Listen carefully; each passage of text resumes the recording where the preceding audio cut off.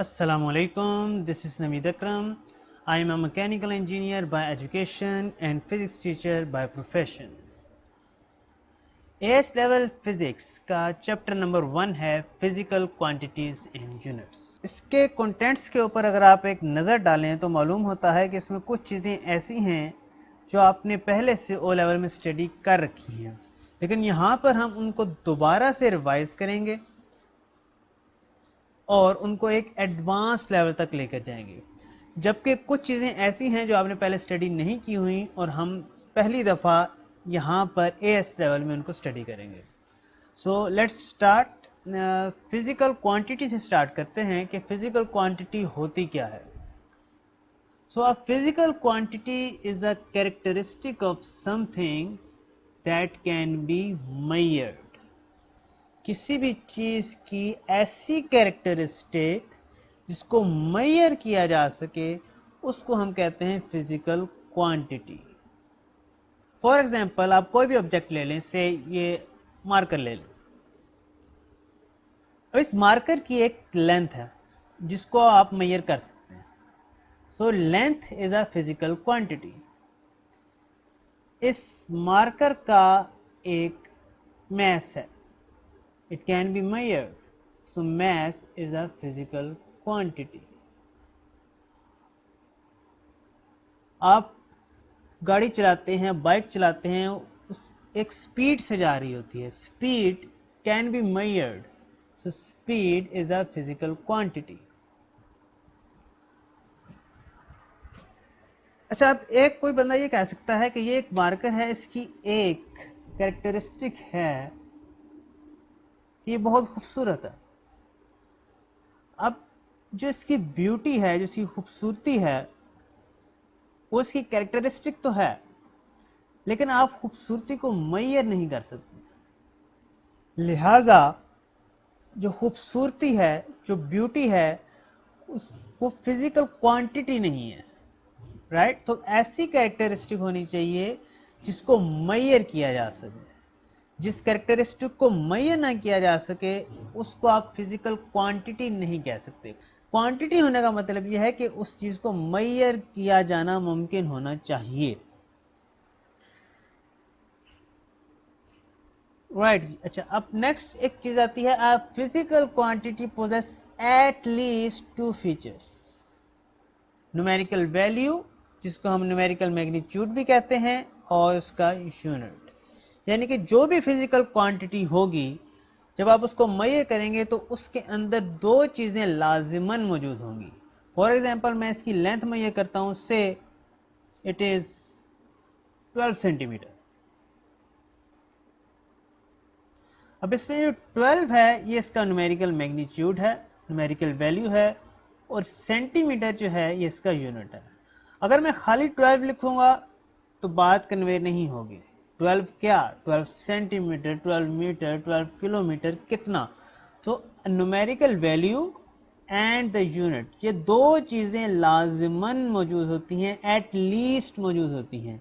At least यहाँ पे इसलिए कहा जा रहा है क्योंकि जो आपने ओ लेवल्स में भी पढ़ा होगा, वेक्टर क्वांटिटीज के अंदर साथ में डायरेक्शन भी इन्वॉल्व हो जाती है, लेकिन एट लीस्ट कोई भी फिजिकल क्वांटिटी हो उसके अंदर एट लीस्ट ये दो चीजें लाजमन होती हैं, उसका न्यूमेरिकल वैल्यू और उसका unit.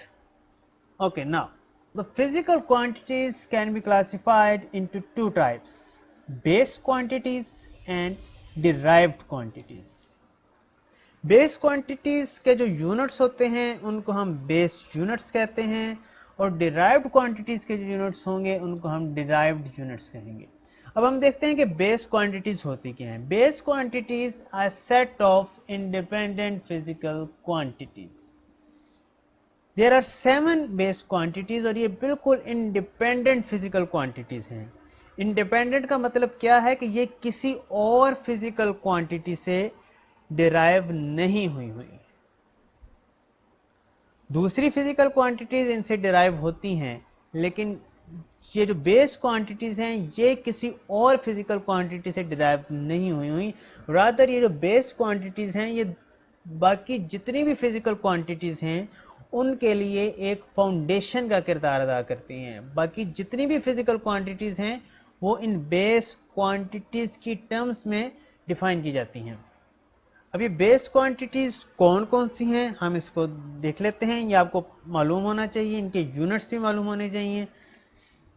So let's start. The first one is length, mass, time, electric current, temperature,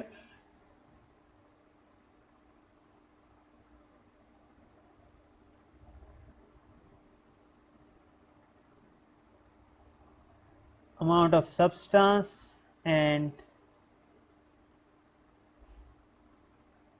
luminous intensity, that is the intensity of light. Now, what are SI units of these base quantities? Length का SI unit है meter and we denote it with small m. Mass का unit है kilogram kg. Time का unit है second. Current का unit है ampere capital A. Temperature का जो SI यूनिट है वो है केल्विन कैपिटल के। Amount of substance SI unit is mole and it's symbol is also MOL। luminous intensity is candela and the symbol is CD। ये पूरी table आपको याद होनी चाहिए सिवाय ल्यूमिनस इंटेंसिटी के, which is not included in your course. So बाकी सारी टेबल आपको मालूम होना चाहिए कि बेस क्वांटिटीज़ कौन कौन सी हैं, उनके यूनिट क्या हैं और उन यूनिट का सिंबल क्या है। ओके, नाउ अब हम देखते हैं डिराइव्ड क्वांटिटीज पे। Derived quantities are the quantities which are derived from the base quantities, यानी कि ये वो क्वांटिटीज़ हैं जो कि इन बेस क्वांटिटीज़ की टर्म्स में डिफाइन की जाती हैं। और ये कैसे डिराइव की जाती हैं? बाय मल्टीप्लिकेशन और डिवीजन ऑफ टू और मोर बेस क्वांटिटीज़। इसके अंदर याद रखने वाली चीज़ है कि ये हमेशा मल्टीप्लाई या डिवीजन से ही डिराइव होती हैं, एडिशन या सब्ट्रैक्शन से ये डिराइव नहीं हो सकती। और उसके बाद the unit of a derived quantity is given by the similar multiplication और division of the corresponding base units, यानी कि जिस तरह की मल्टीप्लिकेशन और डिवीजन से हमें एक डिराइव्ड क्वांटिटी मिली है, उस डिराइव्ड क्वांटिटी का यूनिट भी हमें उसी तरह की जो बेस यूनिट्स हैं उन्हीं को उसी तरह की मल्टीप्लिकेशन या डिवीजन करेंगे तो हमें डिराइव्ड यूनिट मिल जाएगा। कैसे मिलेगा, आए ये अब हम एग्जांपल से देखते हैं। Area, area is equal to length into width. अब देखें एरिया को हम किस तरीके से डिफाइन कर रहे हैं, लेंथ इनटू विड्थ। लेंथ जो है ये बेस क्वांटिटी है, विड्थ भी बेस क्वांटिटी है क्योंकि विड्थ इज एक्चुअली लेंथ। दो बेस क्वांटिटीज को हम मल्टीप्लाई करेंगे तो हमारे पास एरिया आ जाएगा, एक डिराइव्ड क्वांटिटी आ जाएगी। अब हम यूनिट ऑफ एरिया कैसे निकालेंगे?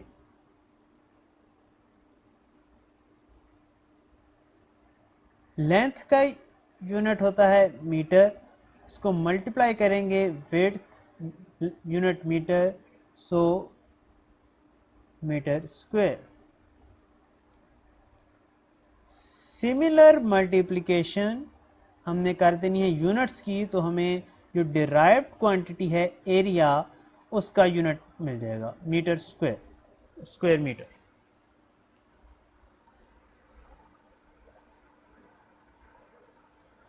नेक्स्ट एग्जांपल,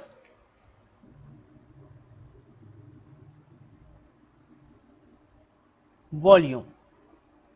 वॉल्यूम को हम किस तरह से डिफाइन करते हैं? Length into width into height. Base quantity, base quantity, base quantity, तीन बेस क्वांटिटीज को हम मल्टीप्लाई कर रहे हैं तो हमारे पास एक डिराइव्ड क्वांटिटी मिल रही है। अब अगर हमने इसका यूनिट फाइंड करना हो, लेंथ का यूनिट मीटर, विड्थ का यूनिट मीटर, हाइट का यूनिट मीटर, तो unit of volume is cubic metre. Another example, acceleration. Acceleration is defined by velocity divided by time. So unit of acceleration क्या होगा? Velocity का unit होता है metre पर second, time का unit होता है सेकेंड, सो मीटर पर सेकेंड स्क्वायर, और इसको हम इस तरह से भी लिख सकते हैं, मीटर पर सेकेंड स्क्वायर। अच्छा, अब यहां पर एक पॉइंट है, time is a base quantity whereas velocity itself is a derived quantity, और acceleration भी derived quantity। अब हमने कहा था कि जो derived quantity है वो बेस क्वांटिटी से डिराइव होती है, लेकिन यहां पर जो derived quantity है वो बेस क्वांटिटी के साथ साथ एक और derived quantity से डिराइव हो रही है। लेकिन अगर आप देखें तो जो वेलोसिटी है, जो डिराइव्ड क्वांटिटी है, वो itself is derived from base quantities. So ultimately जितनी भी डिराइव्ड क्वांटिटीज हैं वो अल्टीमेटली बेस क्वांटिटीज से ही डिराइव हो रही हैं। इसी तरीके से जो यूनिट्स हैं वो अल्टीमेटली बेस यूनिट से ही डिराइव होंगे। इसका मतलब यह है कि जितने भी यूनिट्स हैं, डिराइव्ड यूनिट्स हैं, डिराइव्ड क्वांटिटीज के यूनिट्स हैं, उनको हम बेस यूनिट्स की टर्म में लिख सकते हैं, बेस यूनिट की टर्म्स में एक्सप्रेस कर सकते हैं, और ये हम करेंगे इंशाअल्लाह नेक्स्ट वीडियो में। इस वीडियो से रिलेटेड अगर आपका कोई क्वेश्चन हो तो कमेंट्स में लाजमी पूछिएगा, because learning is incomplete without questions. So किसी भी किस्म का इस वीडियो से रिलेटेड कोई क्वेश्चन हो, कोई चीज़ समझ ना आई हो, कोई जहन में कोई कंफ्यूजन पैदा हुई हो, कोई सवाल जहन में उठा हो, तो कमेंट्स में लाजमी पूछिएगा। See you in the next video. अल्लाह हाफिज़।